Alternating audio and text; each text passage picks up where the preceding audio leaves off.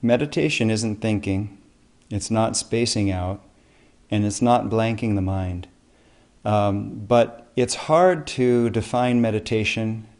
At this stage of the game, it's kind of almost like, why talk too much about it? But it's good to have an idea, kind of like a roadmap, so that not to say that we shouldn't be content with where we are, or that we should really judge what's happening right now as good or bad or negative or right or wrong, because we're just getting started. But all being understood and said, I think it's important to understand the potential of meditation and what it can be, and a little bit about the steps along the way. So like I said, it's not just spacing out, it's not subconscious or dreamy, and it's not just trying to sit and empty the mind of thoughts. The mind doesn't really work that way. It needs something to do. And so with most meditation techniques, and especially with what we're working with here, in the beginning, meditation for you, for us, is going to be about developing concentration and developing the daily habit. And then it takes that much energy kind of to create the daily practice and to start working with our concentration, working with the specific technique that we're using here, to kind of establish a baseline of where we are and where we need to go. And so in the beginning, it's developing the practice and the concentration, and that really counts, okay?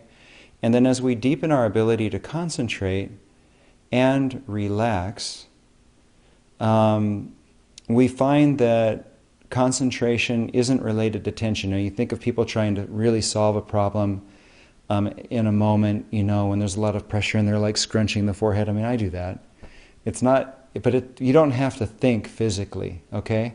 And so with meditation, we can learn to concentrate very deeply and very well in a state of perfect relaxation and inner peace.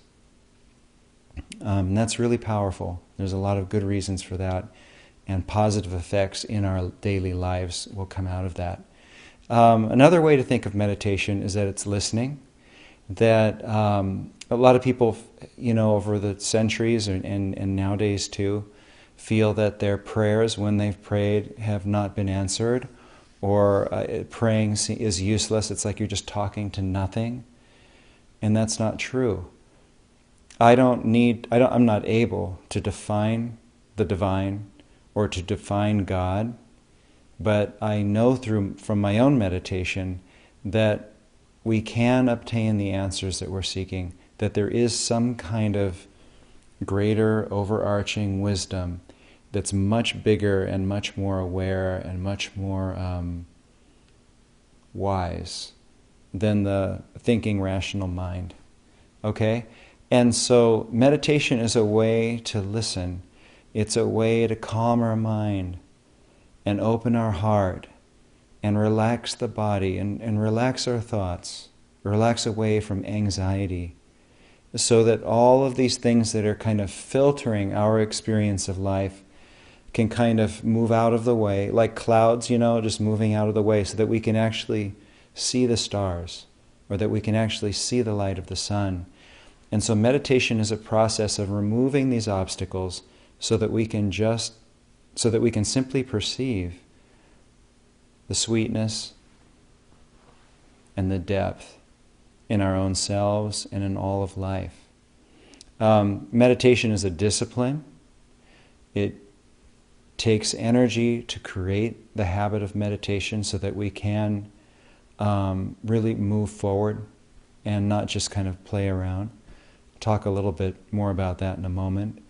And then another way to think of meditation is the yogic definition as Paramhansa Yogananda expressed it. He said that specifically that meditation was concentrating on God or an aspect of the divine to the point that one goes beyond the state of perfect concentration into an experience of absorption. In yoga we call it dhyana, and it's a Sanskrit word, but the state of absorption where it's not like I'm meditating on Christ or I'm meditating on love or peace or joy. And so there's me, there's the act of meditation and what I'm focusing on. It's true meditation is when we go beyond that. And it might sound funny, I almost hesitate to say this, but it's like when you become love. You'll know it when it happens. Or when you become one with peace, or one with the divine in some way where you're not sitting there meditating anymore. You're not feeling that you're doing anything like that, but your awareness is expanded. It's kind of merged into what you're concentrating on, and it's a real thing. This is not oxygen starving, it's not a hallucination, it's not a dream. Meditation is a way to know God, or to know yourself with perfect clarity.